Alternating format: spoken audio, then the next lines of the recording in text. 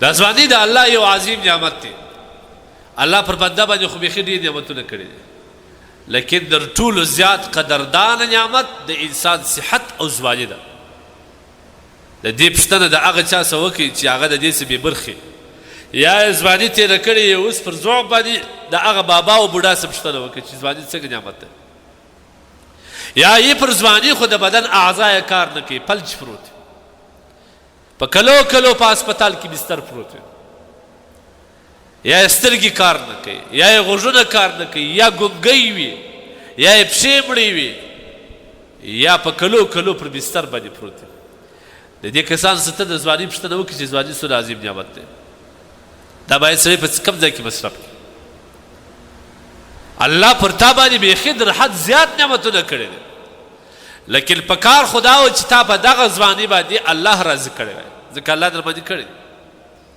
په کار خو دا و چې تا د الله شکر ادا کړی وای، شپه او ورځ الله سبحانه وتعالی ته سر په سجده وای، او د الله و هر حکم ته دې غاړه ایښې وای، د اسلام هر قانون ته دې غاړه ایښې وای.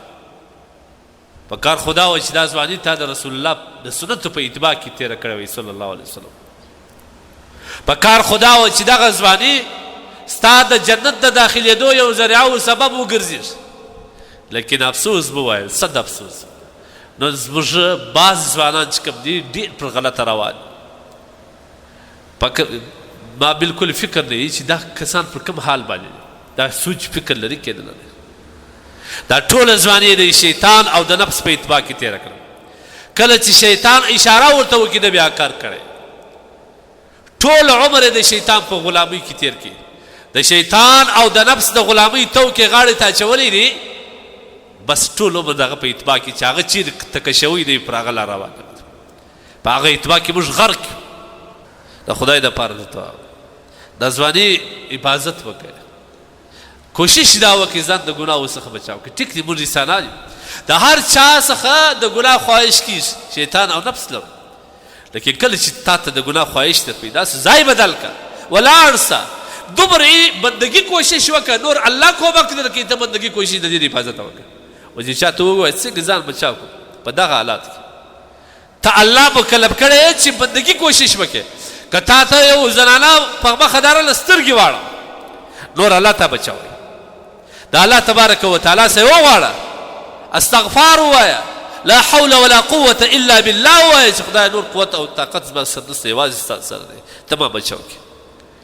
تاسو وګورئ قرآن عظیم الشان کې د یوسف علیه السلام کیسه ده، ډېره اوږده کیسه ده، لیکن کله چې د یوسف علیه السلام څخه خواهش وسو، یوسف علیه السلام څه وویل؟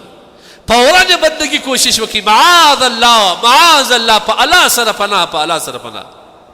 الله ما سره ډېر زیات احسانات کړي، احسن مثوایا، ما ته ډېر ښه عزت او ټکانه را کړې ده، زه څنګه دا کار وکړم؟ نو کوشش وکړه د خپل ځان حفاظت وکړه، کوشش وکړه د خپلې ځوانۍ حفاظت وکړه، لږ زحمت ستاسې غواړي. الحمدلله ته انسان یې، ته د محمد رسول الله صلی الله علیه وسلم امتی یې، ته د اسلام یو سپاهي یې، دا یو ډېر لوی هدف دی. ته چې دنیا ته راغلی، ته په لوی هدف باندې راغلی، ته په دا فضولیاتو په دا پالتو پالتو شیانو باندې خپل وخت مه ضایع کوه، خپله ځواني مه تباه کوه، خپل ځان او خپل بدن د جهنم د اور د لمبې مستحق مه ګرځوه، د هغه خوراک مه ګرځوه، د خدای دپاره بس ته بالا څه چې دې کړي دي، وخت تېر سو، پروا نه لري. الله غفور او رحیم ذات دی، پر هغه ځای باندې الله ته توبه وباسه، الله سبحانه وتعالی ته وژاړه، الله سبحانه وتعالی به ستا ټول ګناهونه معافوي. که چیرې د بنده ګناهونه د اسماء و کنکرو ته ورسېږي، او دغه بنده یو وارې د زړه په صداقت باندې الله ته توبه وکړي، الله سبحانه وتعالی ټول ګناهونه معافوي. ان الله یغفر الذنوب جميعا، الله پاک ټول ګناهونه وربخښي. التائب من الذنب کمن لا ذنب له، چې د ګناهو سي توبه وکړل دا رقم لکه تا چې ګناه نه کړی. بس که بالا د ذات سره سوچ و فکر وه چې زه په څه شي اخته یم. دا علما زما دشمنان دي، دا علما ما بدې لارې ته بیایي، دی چې روزانه موږ ته ستړي دي دا وایي نور زه د الله نافرماني نه کوم، نور زه د رسول الله صلی الله علیه وسلم د سنت خلاف کارونه نه کوم، د اسلام تر حدود نه وځم، بس تک چې کومې کړي دی الله هغه را معاف کړه. الله پاک جل جلاله به ضرور تر ما پوهې.